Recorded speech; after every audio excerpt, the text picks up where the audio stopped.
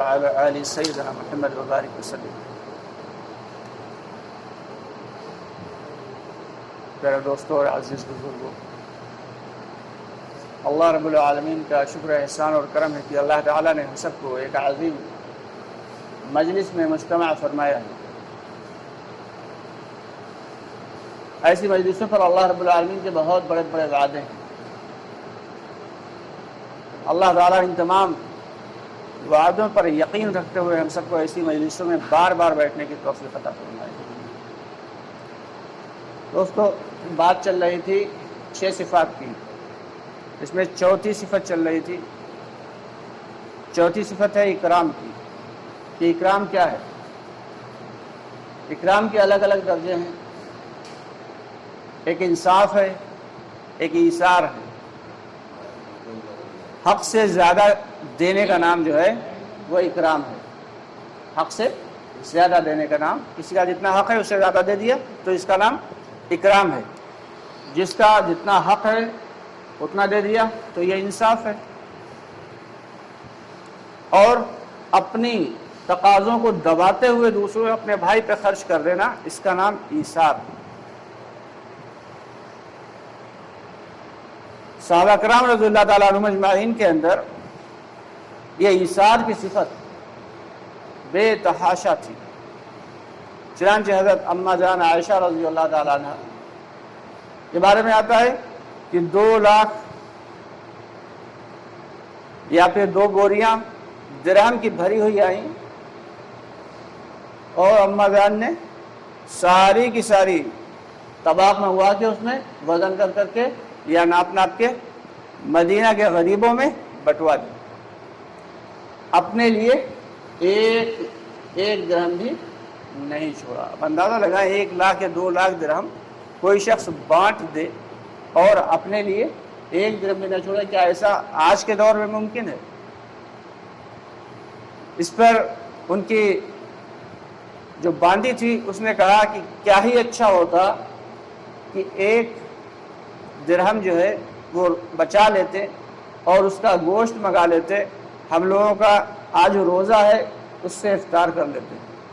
تو فرمانے لگیں کہ اب تانا دینے سے کیا ہوتا ہے، پہلے بتایا ہوتا تو 1 درہم روک لیتے۔ یہ تھا ایثار، یہ اپنے تقاضوں کو دباتے ہوئے دوسروں پہ خرچ کرنا۔ چنانچہ ایسا ایک واقعہ ہے کہ 3 بہت گہرے دوست تھے۔ ان میں سے ایک دوست کے یہاں کچھ حالات آ گئے، پریشانی، مشکلات آ گئی مالی اعتبار سے۔ تو اس کی عید کا دن آنے والا تھا۔ اس کی بیوی نے کہا، ایک شخص جو تھا، اس کا دوست جو تھا، دوست کی بیوی نے کہا کہ کیا ہی اچھا ہو وہ جو تمہارا پرانا دوست ہے اس سے کہہ دو تو وہ کچھ نہ کچھ تمہاری مدد کر دے گا۔ تو اس نے کہا ٹھیک ہے۔ اس نے ایک لیٹر لکھا، خط لکھا، اپنے اس دوست کے نام بھیج دیا کہ اگر کچھ نظم ہو سکے تو مدد کر دو۔ چنانچہ دوسرے دوست کے یہاں سے اگلے ہی دن بند سرب و مہر لگی ہوئی بند ایک تھیلی آئی جس کے اندر 1000 دینار تھے۔ ابھی اس نے اس کو کھولا بھی نہیں تھا کہ ان کا جو تیسرا دوست تھا اس کی طرف سے ویسا ہی لیٹر، ویسا ہی مسودہ لکھا ہوا آیا کہ بڑا آج کل جو ہے پریشانی کا معاملہ ہے اور تیوہار کا موقع ہے، عید کا موقع ہے، اگر کچھ ہو سکے تو نظم کر دو۔ انہوں نے اپنے تقاضوں کو دبایا اور وہ تھیلی اپنے دوست کے پاس بھیج دی۔ 2-3 دن کے بعد ان کا وہ دوست جس نے ان کو تھیلی بھیجی تھی وہ وہی تھیلی لیے ہوئے ان کے پاس آیا، کہنے لگا بھائی اس تھیلی کا کیا مسئلہ ہے، کیا چکر ہے؟ یہ تو ہم نے تمہیں بھیجی تھی اور یہ میرے تیسرے دوست کے ذریعے مجھے ملی ہے، کیونکہ جب تمہارا خط پہنچا میرے پاس صرف یہی ایک تھیلی تھی، یعنی 1000 دینار ہی تھے میرے پاس اور خرچے کے لیے کچھ نہیں تھا۔ جب تم نے خط لکھا تو ہم نے اپنے خرچوں کو روک کے یہ تھیلی تمہیں بھیج دی۔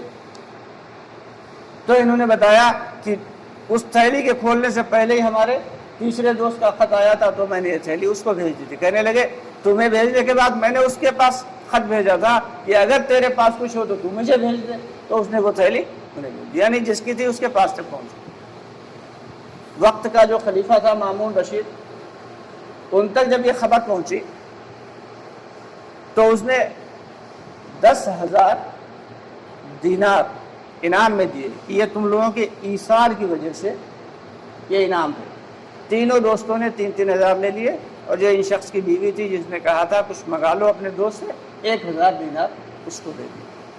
تو یہ تھا ہمارے اسلاف کا طریقہ، ہمارے بزرگوں کا، ہمارے صحابہ کا، ہمارے تابعین کا، ہمارے تبع تابعین کا، یہ طریقہ کار تھا ایثار کا، جس کی وجہ سے آپس میں محبت، اخوت، بھائی چارگی بے تحاشا تھی۔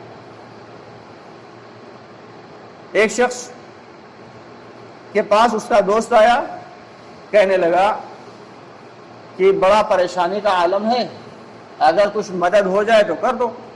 یہ صاحب مال آدمی تھا، بڑا پیسہ تھا اس کے پاس، اس نے 400 درہم جو ہے دے دیے اپنے دوست کو۔ اس نے 400 درہم مانگے، انہوں نے 400 درہم اس کو دے دیے۔ جب وہ چلا گیا تو یہ بیٹھے رو رہے، بیٹھ کے رونے لگا۔ اس کی بیوی نے کہا جب دینا 400 درہم دینے کا اتنا غم ہے تو کیوں دیے، منع کر دیا ہوتا۔ تو یہ کہنے لگے ارے اللہ کی بندی، میں اس لیے تھوڑی رو رہا ہوں کہ میرے دوست کو میں نے 400 درہم دے دیے، میں تو اس لیے رو رہا ہوں کہ وہ میرا خاص دوست تھا اور میں نے اس کا دھیان نہیں رکھا، اس کی فکر نہیں کی، اسے مجھ سے مانگنا کیوں پڑا، اس سے مانگنا کیوں پڑا۔ یہ تھا ہمارے اسلاف کا۔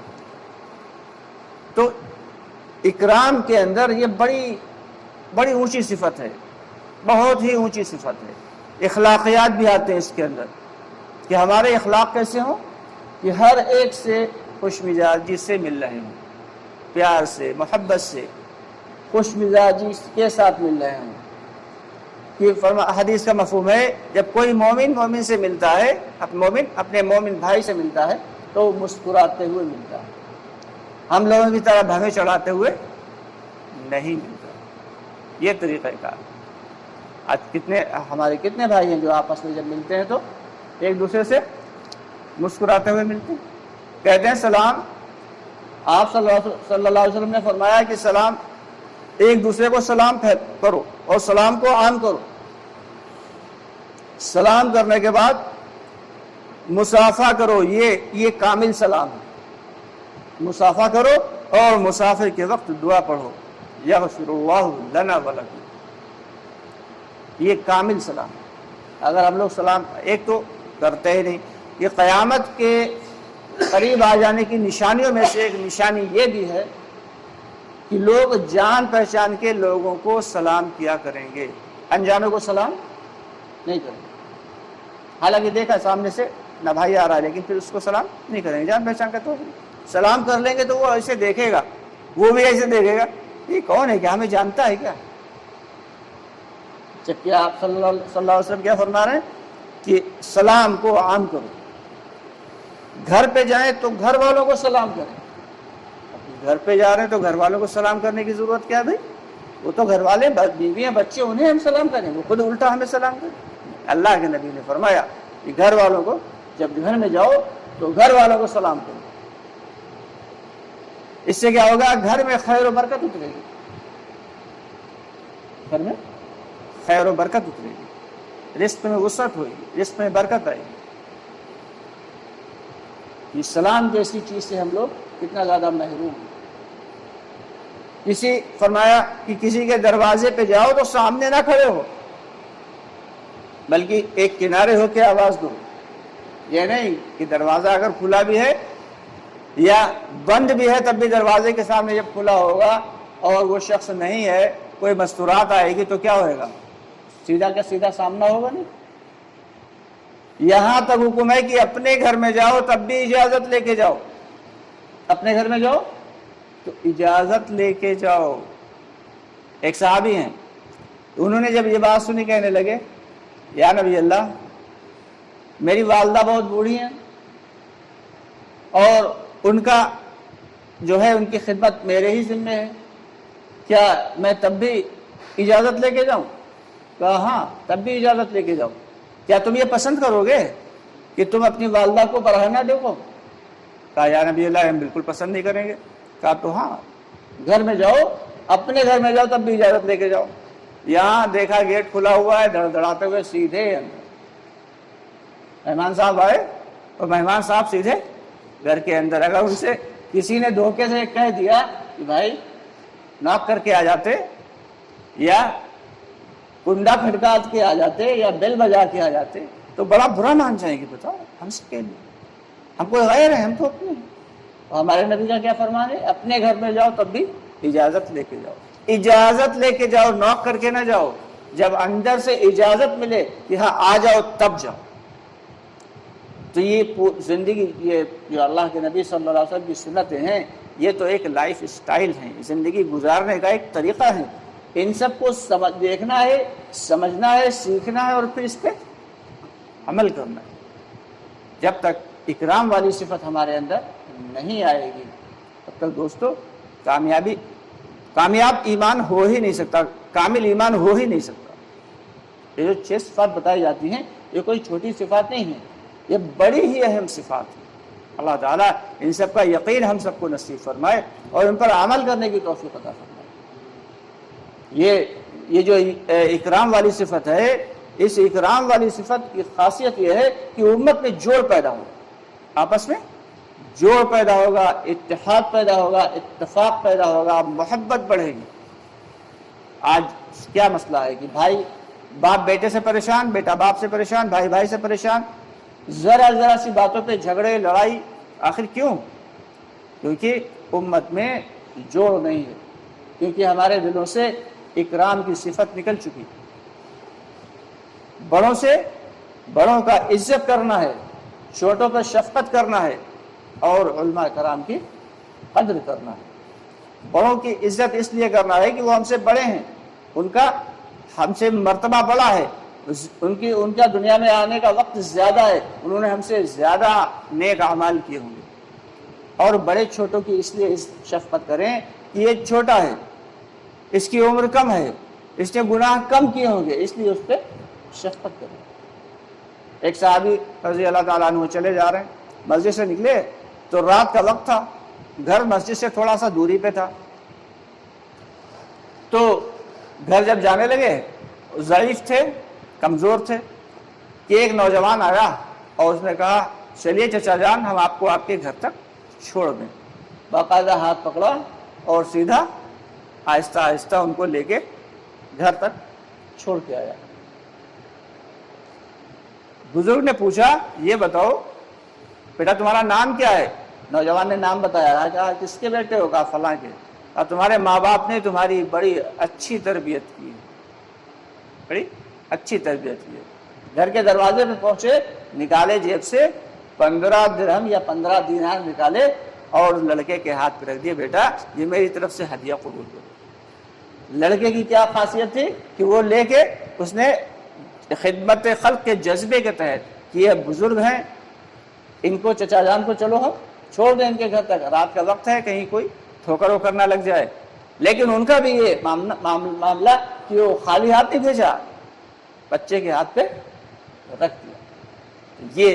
یہ جو ہے اسلام ہمیں سکھاتا ہے کہ کیسے ہم بڑوں کی عزت کریں اور کیسے چھوٹوں پہ شفقت کریں۔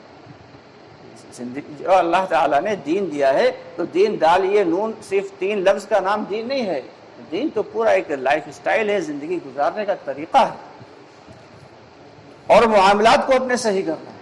معاملات کیا ہیں؟ کہ اپنا لین دین صحیح رکھیں، لین دین بالکل صحیح ہو، گھٹ تولی نہ کریں، مکاری نہ کریں، دھوکے بازی نہ کریں، کاروبار میں جھوٹ نہ بولیں۔ اگر کسی سے کچھ لیا ہے، قرض وغیرہ لیا ہے تو جو تاریخ متعین ہے اس پہ ادا کریں۔ اگر نہیں ادا کر سکتے تو پہلے سے جا کے کہہ دیں، معذرت کر لیں کہ بھائی ابھی نظم نہیں ہو پایا، انشاءاللہ ہم آپ کو بہت جلد دے دیں گے۔ تو یہ معاملات اگر ہمارے اچھے ہوں گے تو پھر آپس میں پھوٹ نہیں پڑے گی، کیونکہ بہت زیادہ تر پھوٹ جو ہے وہ اخلاقیات اور معاملات کی بنا پر ہی پڑتی ہے۔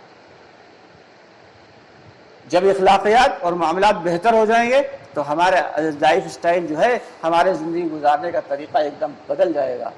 یہ سارے کے سارے اعمال اگر ہم اللہ کی رضا کے لیے کریں گے تبھی قابل قبول ہوں گے۔ اس کے لیے کریں گے ابا خوش ہو جائیں، اماں خوش ہو جائیں، لوگ خوش ہو جائیں، لوگ تعریف کرنے لگیں، اس لیے نہیں کرنا ہے۔ یہ جتنے بھی کوئی بھی نیک عمل کریں، ہر عمل سے پہلے، درمیان میں اور ہر عمل کے آخر میں اپنی نیتوں کو ٹٹولیں کہ یہ عمل ہم کس کے لیے کر رہے ہیں۔ اگر دل سے آواز آئے کہ ہم اللہ کے لیے کر رہے ہیں تو اللہ کا شکر ادا کریں، اور اگر دل سے آواز آئے تھوڑا سا بھی یہ ڈاؤٹ ہو، دل کہیں پر سے کہے کہ ہاں اللہ کے لیے تو کر ہی رہے ہیں، تھوڑا سا لوگوں کو بھی لوگ تھوڑا عزت کرنے لگیں گے۔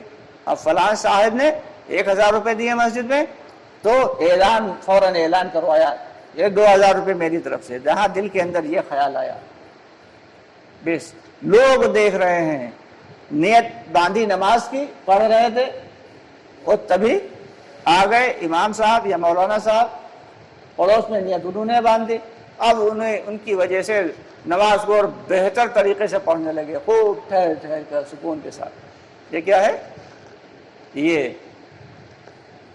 یہ بہت ہی بڑا وبال بن جائے گا میدان حشر میں، کہ وہ عمل جو اللہ کی رضا کے لیے ہو، جو اللہ کی رضا کے لیے ہو، اخلاص کے ساتھ کیا ہو، وہ عمل تو تھوڑا ہوگا لیکن اللہ تعالیٰ اسے بڑھا کے بنا کے دیں گے ہمیں میدان حشر میں اس کی نیکیاں۔ لیکن وہ عمل جو جس میں دوسروں کے بھی جو ہے واہ واہی شامل ہو اور دوسروں کو دکھانے کے لیے شامل ہو کہ لوگ تھوڑا تعریف کر دیں گے، وہ عمل اللہ تعالیٰ کے یہاں وبال بن جائے گا۔ اللہ تعالیٰ فرمائیں گے کہ جس کے لیے یہ عمل کیا تھا جاؤ اس سے ہی بدلہ لے لو، جاؤ اس سے ہی بدلہ لے لو۔ دوستو یہ بڑی ہی اہم صفت ہے۔ اخلاص جو ہے وہ تو ایسی صفت ہے کہ آتی بڑی مشکل سے ہے اور نکلتی بڑی جلدی۔ اخلاص کی خاصیت یہ ہے کہ بڑی مشکل سے آئے گی لیکن نکلے گی بہت جلدی۔ اس لیے فرماتے ہیں کہ اس کی باقاعدہ مشق کرنا ہے۔ کیسے مشق کرنا ہے؟ کہ روزانہ ایک عمل ایسا ضرور کریں جو اللہ کے علاوہ کوئی نہ دیکھے۔ اس کے علاوہ اللہ کے علاوہ کوئی نہ دیکھے۔ سب لوگ سو رہے ہیں، آدھی رات میں اٹھے، وضو کیا، 2 رکعت نفل پڑھی، دعا مانگی، خاموشی سے لیٹ کے سو گئے، کسی نے نہیں دیکھا، چپ چاپ کام کر لیا آپ نے۔ کوئی غریب دیکھا، جیب سے نکالے، بند مٹھی اس کے ہاتھ میں پکڑا دیے۔ کسی نے نہیں دیکھا، اللہ جان رہا ہو، بندہ جان رہا ہو۔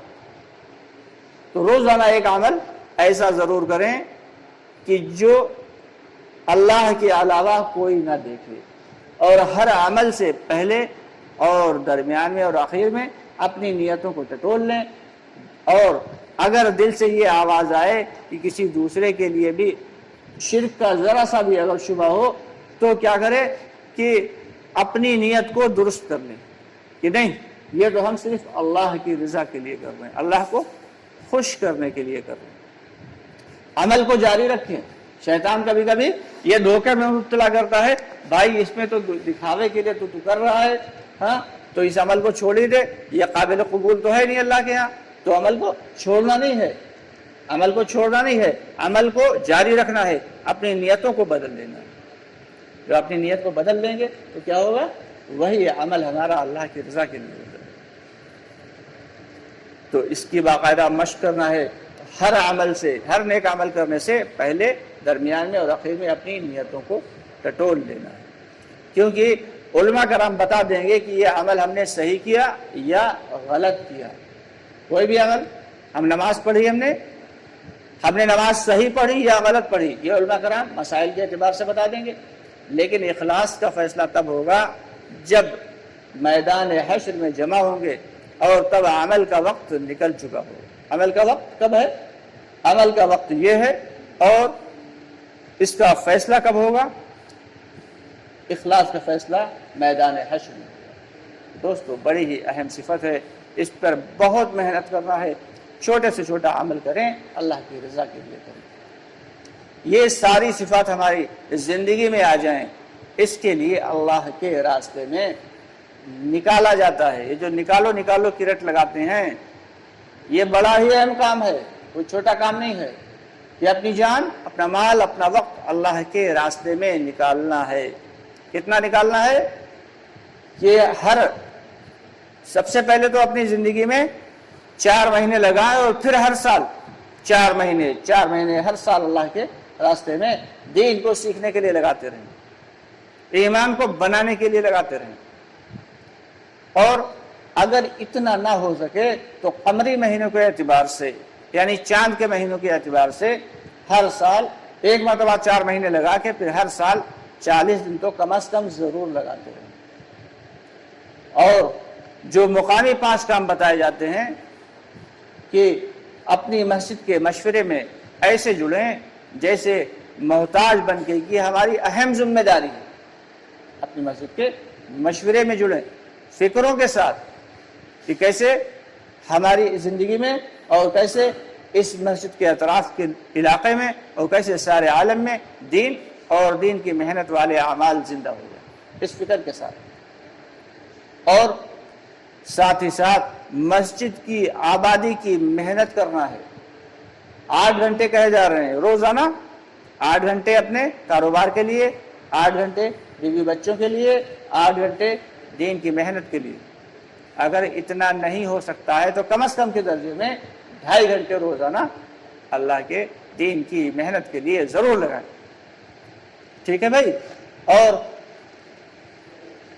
مسجد کی جو تعلیم ہے اس کے اندر باقاعدگی سے بیٹھیں، جس وقت بھی ہوتی ہے مسجد کی تعلیم میں بیٹھیں، اور گھر کی تعلیم کو بھی زندہ کریں کہ اگر ہماری زندگی میں دین ہے تو دین ہمارے گھر کی چوکھٹ تک ہے۔ ہم گھر میں داخل ہوئے، دین غائب۔ تو گھر کے اندر اگر روزانہ 5 منٹ، 10 منٹ، 15 منٹ بھی تعلیم کر لیں گے تو اس سے آہستہ آہستہ گھر والوں کا مزاج بدلے گا اور مزاج دینی بنتا چلا جائے گا۔ جو گھر کے اندر جو خرافیات ہوتی ہیں، ان خرافات سے نجات مل جائے گی۔ اللہ کے راستے میں جانے کے لیے گھر والے، گھر کی عورتیں خود ہی بستر تیار کریں گے۔ کہ کہتے ہیں کہ اگر مرد کی زندگی میں دین ہے تو فرد کی زندگی میں دین ہے، اور اگر عورت کی زندگی میں دین ہے تو ایک پورے خاندان، ایک پوری نسل کی زندگی میں دین ہے۔ تو اس لیے باقاعدگی سے اس کی محنت کرنا ہے کہ گھر کی تعلیم کو 5 اعمال کے ساتھ زندہ کرنا ہے۔ روزانہ قرآن کے حلقے ہو کہ ہمارا قرآن صحیح ہے اور ہماری بیوی کا قرآن صحیح نہیں، ہم جنت میں چلے جائیں گے تو اس کا کیا ہوگا؟ یہ کہ جہنم میں سے بھیجنے کے لیے رکھا ہے۔ بچوں کا قرآن صحیح نہیں تو قرآن کا حلقہ لگایا جائے باقاعدگی سے، اور اس کے بعد کتابی تعلیم ہو، ایک دن منتخب حدیث، ایک دن فضائل اعمال اول اور فضائل اعمال دوم، اس کی تعلیم کریں، اور اس کے بعد پھر 6 صفات کا مذاکرہ کریں، اور اس کے بعد پھر باقاعدہ تشکیل ہو کہ امام الصراط کون جائے گا، اور مرد کے اللہ کے راستے میں جانے والی جماعت میں کون جائے گا۔ سبھی حضرات ایک دوسرے کی گھر کے فرد تشکیل کریں، اور اس کے بعد پھر مشورہ کہ کل 6 صفات کا مذاکرہ کون کرے گا، کل تعلیم کون کرے گا، کل قرآن کے حلقے کون لگائے گا، اس کا باقاعدہ مشورہ کریں۔ 5 اعمال کے ساتھ گھر کی تعلیم کرنا ہے، اور اپنی مسجد کا گشت اور پڑوس کی مسجد کا گشت، اس کو مضبوطی سے پکڑ لینا ہے۔ کہتے ہیں گشت والا عمل دعوت والے کام کی ریڑھ کی ہڈی کی طرح ہے۔ اگر کسی کی ریڑھ کی ہڈی نکال لی جائے تو وہ شخص نہ تو بیٹھ سکے گا، نہ کھڑا ہو سکے گا، نہ ہی چل سکے گا۔ تو اس لیے دعوت والے کام کی خاصیت یہ ہے کہ گشت جو ہے خصوصی طور پہ پکڑنا ہے، اپنی مسجد کا گشت اور پڑوس کی مسجد کا گشت، یہ 2 گشت مل کے ایک گشت بنے گے، ایک عمل بنے گے۔ اور اپنے مہینے کو 27 دن کا مانتے ہوئے، 27 دن کا اپنا مہینہ مانتے ہوئے 27 دن جائز طریقے سے خوب حلال روزی کمائی جائے، اور 3 دن اللہ کے راستے میں دین کو سیکھنے کے لیے اور ایمان کو سیکھنے کے لیے نکلا جائے اور نکالا جائے، باقاعدہ اس کی محنت کرنا کریں گے سب لوگ انشاءاللہ۔ اور اس کے علاوہ ایک بات بہت اہم ہے کہ وہ باتیں جن سے نہ تو دین کا فائدہ ہوتا ہے اور نہ ہی دنیا کا، یعنی لا یعنی باتوں سے بچنا ہے، وہ لا یعنی باتیں کہ جن سے صرف نقصان ہی وجود میں آتا ہے، ان سے خصوصی طور پہ خود بھی بچنا ہے، دوسروں کو بچنے کی دعوت بھی دینا ہے۔ اللہ تعالیٰ کہنے سننے زیادہ ہم سب کو عمل کی توفیق عطا فرمائے۔